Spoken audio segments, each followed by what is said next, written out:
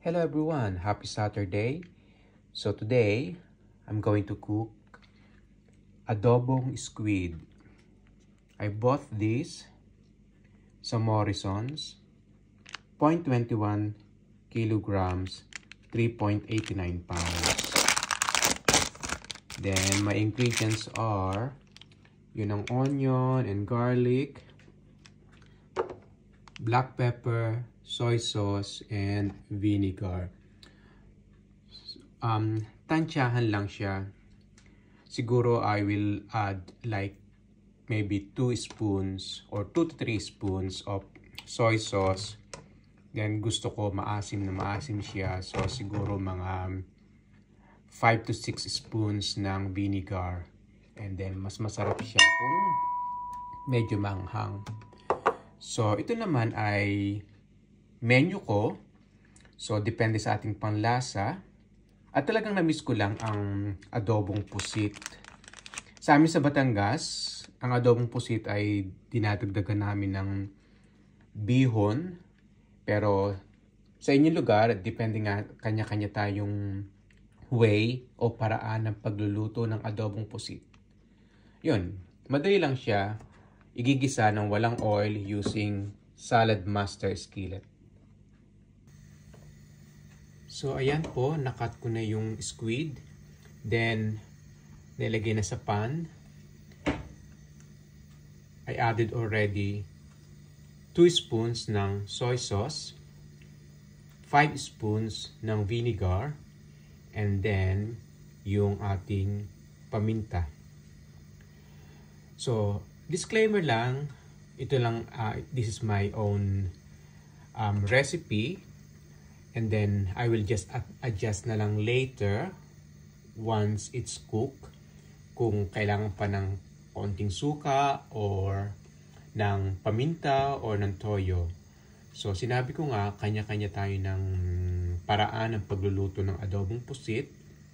So, ito lang yung paraan ko. And siguro maluluto siya within half an hour. But depende rin kung gaano kakatigas pa yung squid. So yeah, na-miss ko lang siya at saka sa ganitong panahon. Minsan-minsan din lang ako nakakita ng squid sa Morrisons. Have a good day everyone, and yeah, I will update you kapag naluto na yung adobong pusit. Tell me you're Filipino without telling me you're Filipino. So we doesn't want to waste any food, especially rice. So my leftover white rice and brown rice ako. So kaya ang niluluto ko ay egg fried rice. So egg fried rice na white and brown rice. Dinagdagan ko lang to ng konting sesame oil para mas masarap at mas mabango. Then, yung fried eggs or scrambled eggs seasoned with ground white pepper, a bit of soy sauce, and yung pampasarap ay ground garlic. So yun nga, tayo mga Pilipino, ayaw nating ma-waste yung mga pagkain natin. Kaya yung mga leftover, katulad ng rice, ang best solution ay fried rice. So kung gusto nyo, you can add mixed veg as well para mas masarap siya.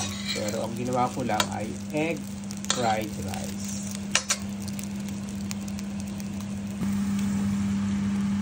So, here it is. Ongoing pa yung pagluluto ng adobong pusit. May konti na siyang sabaw, pero I did not add any water. Kasi ang sabaw niya galing na sa squid, and then sa soy sauce and vinegar. Hindi ko muna siya hinahalo para siguradong lutong-luto na yung suka niya. Ito mga 20 minutes na siyang kumukulo. Pero parang gusto kong dagdagan ng konting tubig para may sabaw. Kasi we Filipinos, gusto natin yung mga humihigop ng sabaw. Hindi ko pa siya tinitikman. Siguro a bit later on pa. So excited na kumain muli ng adobong pusit. Aking recipe or aking style ng pagluluto ng adobong pusit. So nakikita ko there's a lot of varieties o paraan ng pagluluto ng adobong pusit. Kanya-kanya nga lang tayong paraan. Ang iba naglalagay ng, for example, gata.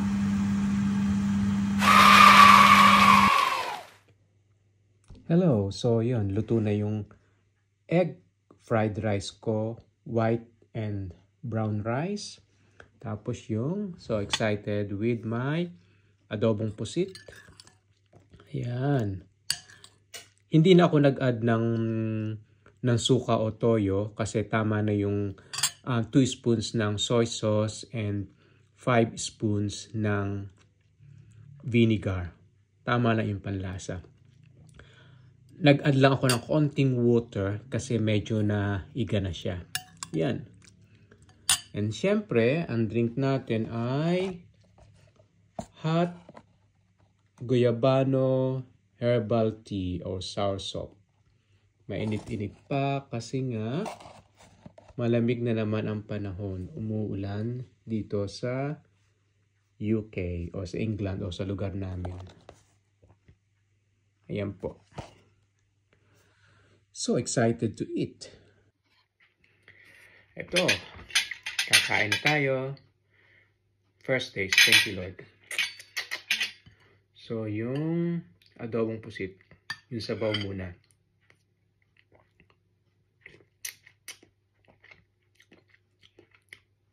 Sa akin, perfect siya. Siyempre, luto ko. Sino mag-a-appreciate ng luto mo? Edi, ikaw na lang. Yung sabaw. Masarap din siyang kainin na yung boiled rice lang. Pero sabi ko nga, may leftover white and brown rice kami. Kaya, para wag masayang, fried rice. Fresh rice. Thank you, Lord. Ayun. Pusit. Tapos may sibuyas siya.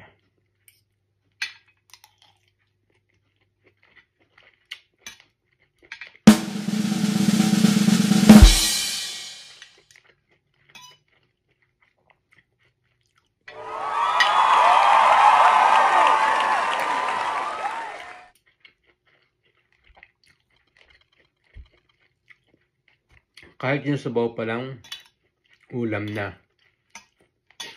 May lasa na siya.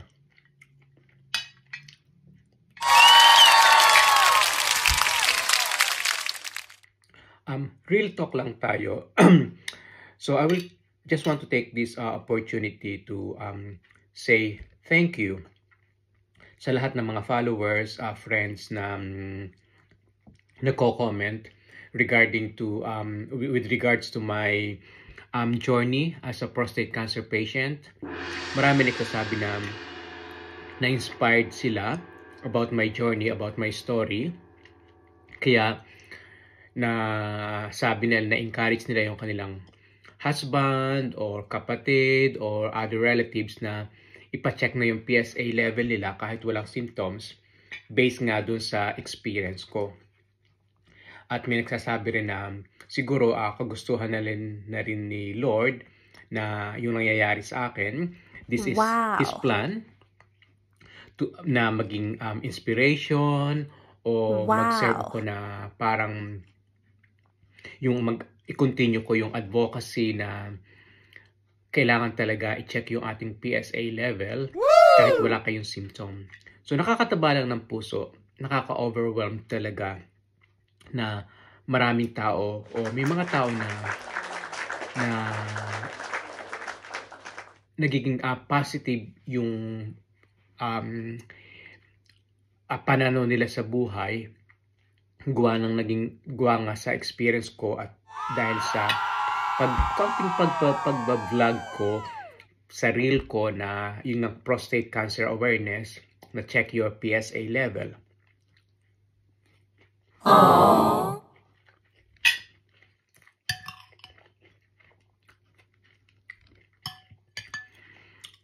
Kahit nga, matagal na ako sa Facebook, dumadami na din yung followers ko, yung mga friends ko. Ang purpose ko lang talaga, yung awareness na kahit dahil sa nangyari sa akin, kung po pwede, hindi nyo rin maranasan yung nangyari sa akin. Talagang, it's hard. Mahirap, masakit, mahirap tanggapin, at saka yung mga pinagdaanan ko, lalo na yung chemotherapy. So, yun lang. Sana paki-share yung awareness ko or continue sharing my awareness, yung mga videos ko, para malaman pa ng maraming tao na napakahalaga na ma-check yung PSA level nila.